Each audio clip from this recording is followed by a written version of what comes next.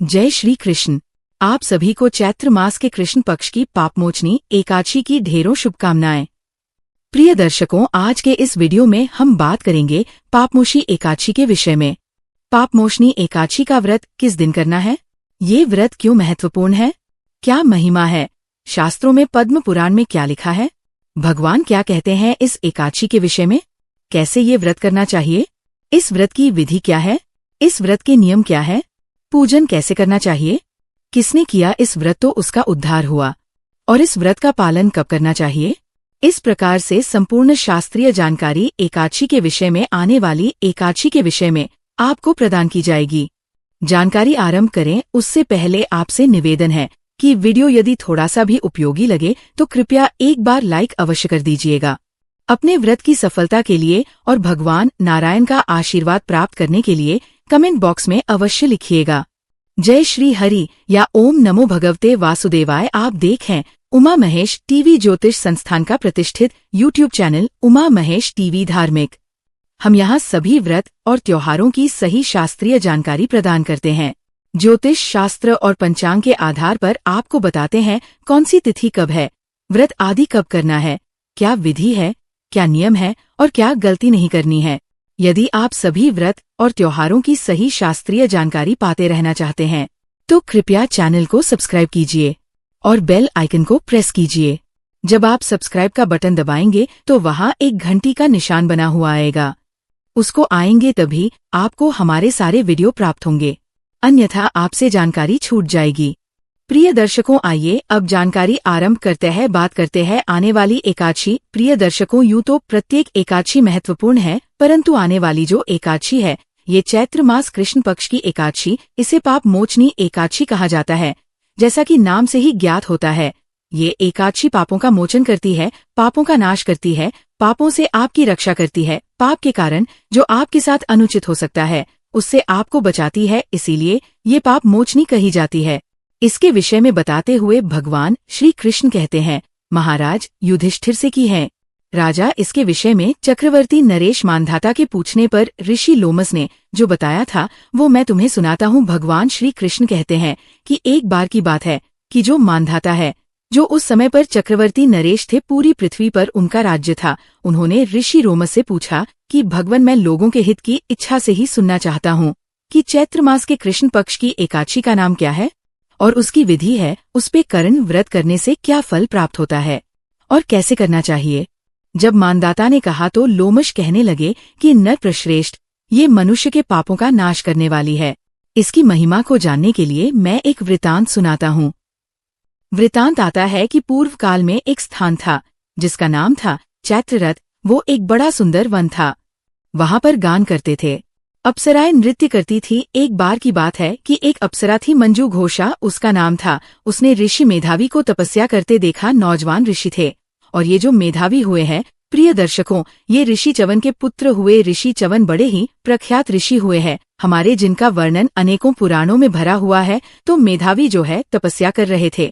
अब मंजू घोषा ने सोचा कि अगर मैं इनके अधिक नजदीक चली जाऊंगी तो शायद क्या पता मुझे भस्म कर दे। तो वह दूर ही बैठ गई और दूर बैठकर ही वीणा बजाने लगी। बड़ा ही मधुर संगीत उसने वीणा पर उत्पन्न किया और वह मधुर आवाज में मधुर गीत गाने लगी। मुनिश्रेष्ठ मेधावी जो है घूमते हुए उस और आगे जहाँ पर वो ये वीणा बजा रही थी और गा रही थी, क्योंकि उसकी जो वीणा बजाने की शैली थी और जो गाना था वो बड़ा ही आकर्षक था, तो ऋषि खींचे चले आ रहे थे।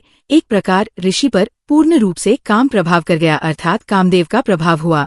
जब उन्होंने मंजू घोषा को देखा तो वो काम आसक्त हुए। ऋषि की ऐसी अवस्था देखकर अप्सरा ने उनका आलिंगन किया और इस प्रकार वो मुनि उस अप्सरा में ऐसे डूबे कि मुनि उचित जो कार्य है उन सबको ही वो भूल गए और उन सबका लोप हो गया और वो उस अप्सरा के साथ रमन करने लगे। और दिन ही नहीं वर्ष व्यतीत हो गए, उन्हें कोई सुध ही नहीं आई। तब एक दिन उस अप्सरा ने कहा कि ऋषिवर, अब मुझे जाना चाहिए। तब ऋषि ने कहा कि देवी, जब तक सवेरे की संध्या ना हो जाए तब तक मेरे पास ही ठहरो। ये सुन के अप्सरा कहने लगे, विप्रवर, अब तक ना जाने कितनी संध्या चली गई। मुझ पर कृपा करके बीते हुए समय का विचार तो चाहिए कि ऋषिवर, ये आप कह रहे हैं कि संध्या हो जाए शाम की। ये एक दिन नहीं, ना जाने कितनी संध्याएं ऐसी आई और चली गई। आप स्वयं एक बार गिनिए तो सही। तो अप्सरा की बात सुनकर मेधावी जो है वो आश्चर्यचकित हो उठे। उस समय उन्होंने बीते समय का हिसाब लगाया तो उन्हें ज्ञात हुआ कि उस अप्सरा के साथ रमन करते हुए उन्हें 57 वर्ष व्यतीत हो गए। और जैसे ही उन्हें इसका एहसास हुआ 57 वर्ष व्यतीत हो गए, उन्हें क्रोध आया और बोली, दुष्टी, तुम तो मेरी तपस्या का विनाश करने वाली हो। तुमने तो मेरी सारी तपस्या का विनाश ही कर दिया। मैंने इतने हजारों वर्षों में जो तप अर्जित किया था, तुमने सब भ्रष्ट कर दिया। उन्होंने उस अप्सरा को श्राप दे दिया कि जाओ और जाकर पिशाचिनी हो जाओ। जब ऋषि ने कह दिया हो जाओ, तुरंत ही को प्राप्त हो गई। वो अभिलाप करने लगे ऋषि के सामने, ऋषिवर कृपया मुझे कोई उपाय बताएं, कृपया कोई मुझे उपाय बताएं। और ऋषि तो ऐसे होते हैं कि अगर कोई उनके शरण में आए तो उसकी सदा सहायता करते हैं। ऋषि लोमष्ठ ने कहा कि ठीक है, तुमने जो किया है वो अपनी जगह है, परंतु तुम क्योंकि मेरी शरण में आई हो तो मैं तुम्हें उपाय बताता हूँ कि योनि को जीते हुए जब तुम चैत्र मास के कृष्ण पक्ष की पापमोचनी नामक एकादशी का व्रत करोगी और विधि विधान से पारण करोगी तो इस श्राप से मुक्त हो जाओगी। और ऋषि वहां से तुरंत ही प्रस्थान कर गए और अपने पिता के आश्रम में पहुंचे। उनके पिता च्यवन थे। च्यवन ने जैसे ही देखा बोले, बेटा ये तुमने तो अपने सारे पुण्य का ही नाश कर लिया। तो वह मेधावी बोला, पिताजी मैंने अप्सरा के साथ रमन करने का पातक किया है।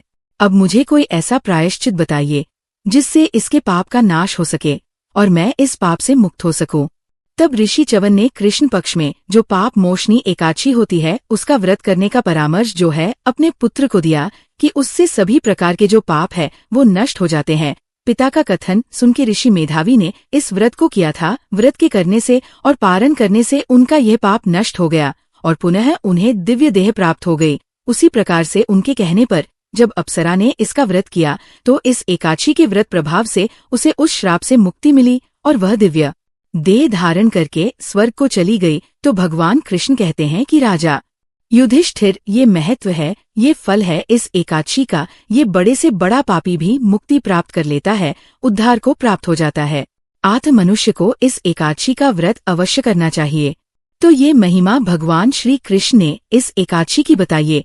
अब मैं बात करता हूँ इसके नियम क्या है और कैसे आपको ये एकादशी का व्रत करना चाहिए। विधि क्या है? प्रिय दर्शकों, एकादशी व्रत त्रिदिवसीय अनुष्ठान होता है।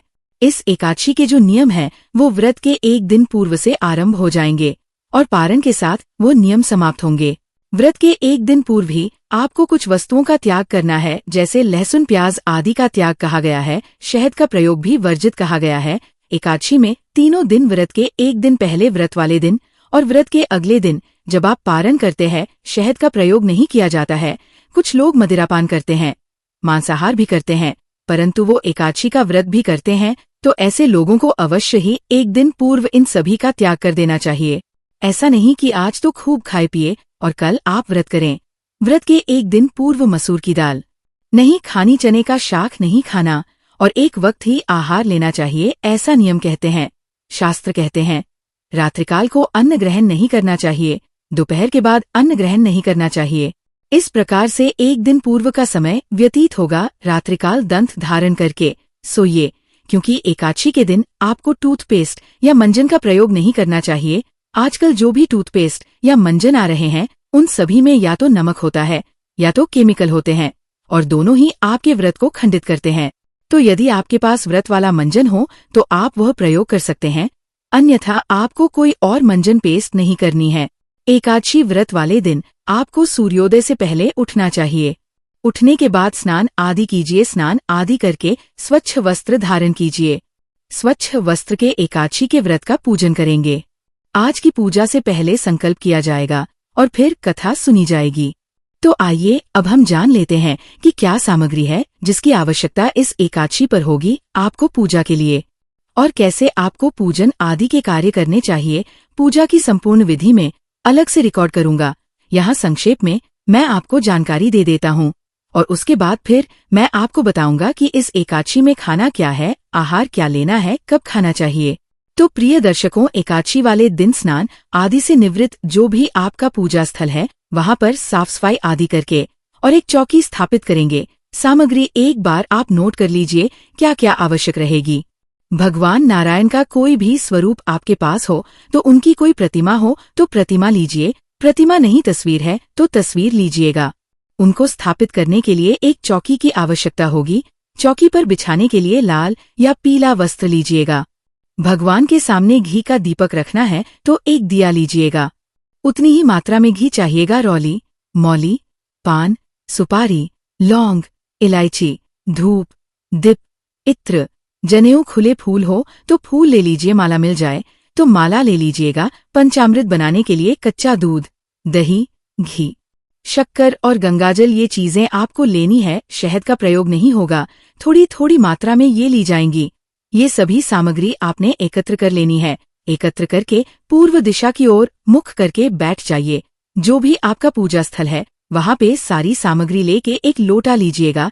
तांबे का, उसमें पहले थोड़ा सा गंगा जल भरिएगा, फिर शुद्ध जल भरिएगा और सबसे पहले उस स्थान का शुद्धिकरण करेंगे। फिर सामग्री का शुद्धिकरण साथ के साथ करेंगे, क्योंकि ये सामग्री आप तक आने से पहले न जाने कितने हाथों से होके निकली है, कौन किस अवस्था में था, इसीलिए इसका शुद्धिकरण आवश्यक होता है। भगवान को अर्पित करने से पहले लोटे में जो जल भरा है, फूल के माध्यम से उस जल के छींटे दीजिए सामग्री के ऊपर और उस स्थान पर जहां आपने पूजा करनी है। ओम अपवित्रः पवित्रो वा सर्वावस्था गतोपि वा।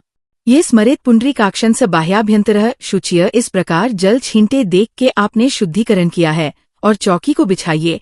चौकी पर लाल या पीला जो वस्त्र है वहां बिछाइए। भगवान नारायण की स्थापना करेंगे। भगवान की तस्वीर या प्रतिमा जो आपके पास है वहां विराजमान कीजिए। उनके सामने दीपक रखिए। घी का दिया रख रहे हैं तो भगवान के सीधे हाथ की ओर रखिएगा। तेल का दिया रख रहे हैं तो उल्टे हाथ की ओर रखिएगा और उसके विपरीत दिशा में धूप विराजमान कीजिए। धूप स्थापित कीजिएगा। ध्यान दीजिएगा, दीपक को आसन अवश्य देना है तो आसन के रूप में पुष्प रख दीजिएगा। उसके ऊपर दीपक विराजमान कीजिएगा। या थोड़े से गेहूं, बाजरा, जो भी आपके पास अनाज हो वह भी आसन रूप में दे सकते हैं। पुष्पोत्तम है, पुष्प रख दीजिएगा। भगवान नारायण को भी आसन दिया जाएगा, वो मैं अभी आपको आगे बताऊंगा कैसे देना है। इस प्रकार से आपने स्थापना कर लेनी है। स्थापना करने के बाद एक किसी छोटे पात्र में थोड़ा सा जल भरिए। गंगा जल युक्त जल जो आपने लोटे में भरा है उसी में से थोड़ा सा उसमें डाल लीजिए।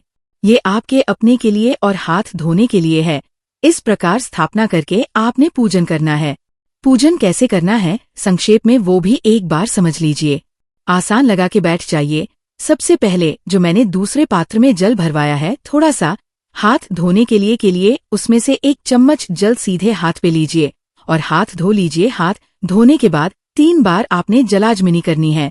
1-1 चम्मच जल और चम्मच, बहुत बड़ा चम्मच, इतना चम्मच होना चाहिए जिसमें 2 बूंद जलाए, क्योंकि जो लोग व्रत करते हैं ना उनको ज्ञात हो कि निर्जला एकादशी व्रत में 6 मासा जल आचमनी के रूप में लेने में कोई दोष नहीं है। ये शास्त्र कहते हैं, क्योंकि आचमनी तो की ही जाती है पूजा में, तो 1-1 मंत्र पर 1-1 चम्मच जल जिसमें 2 बूंद जल हो वहां आपको पी जाना है।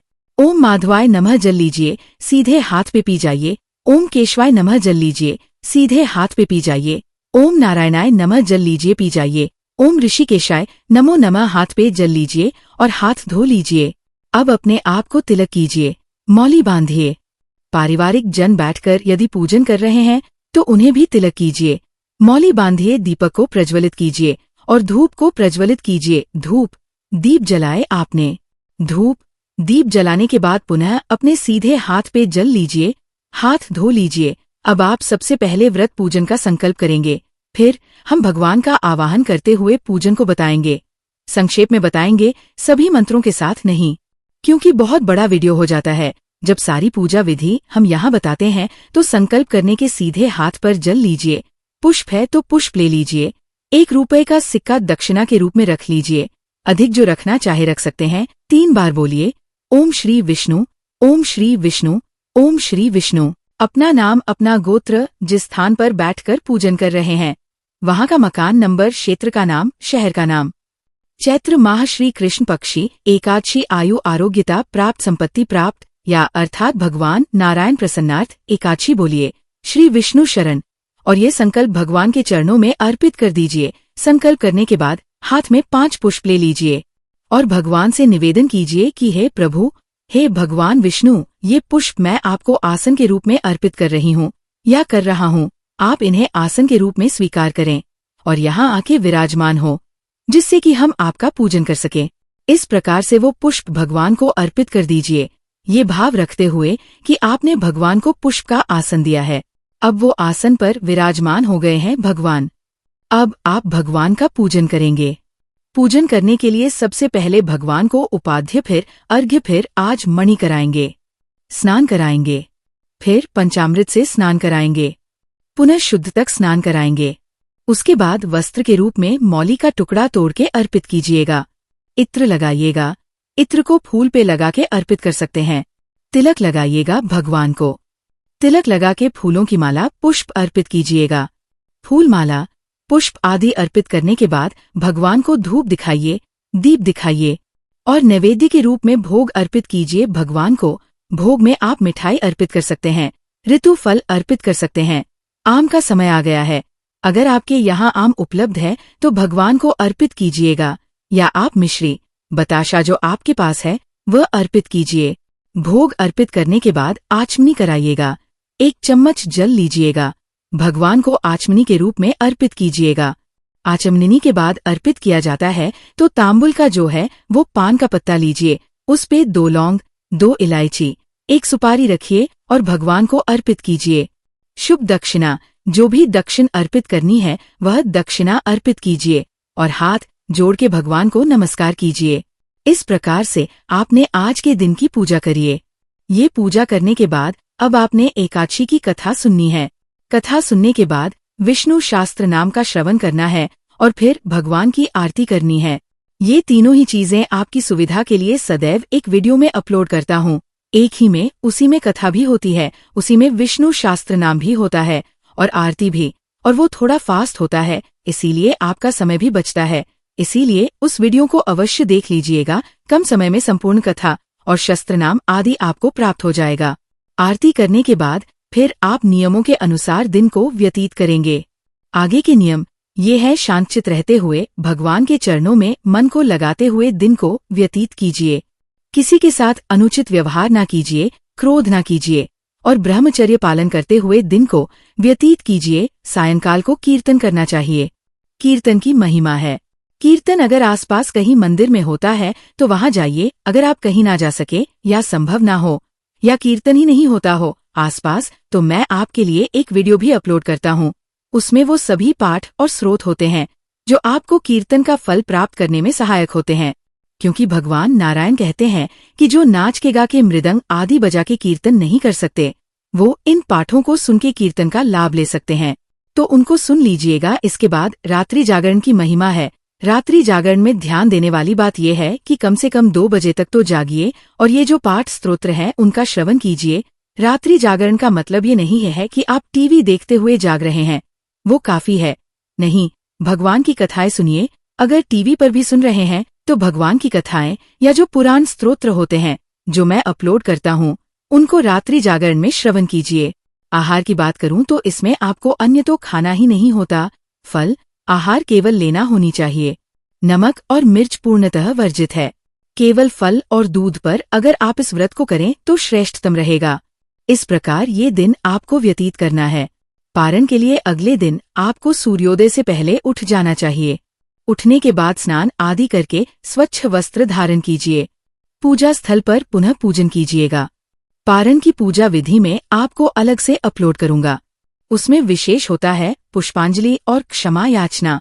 यही है जो आपके व्रत के पुण्य को निर्धारित करती है, तो वह आपको अवश्य देखनी चाहिए।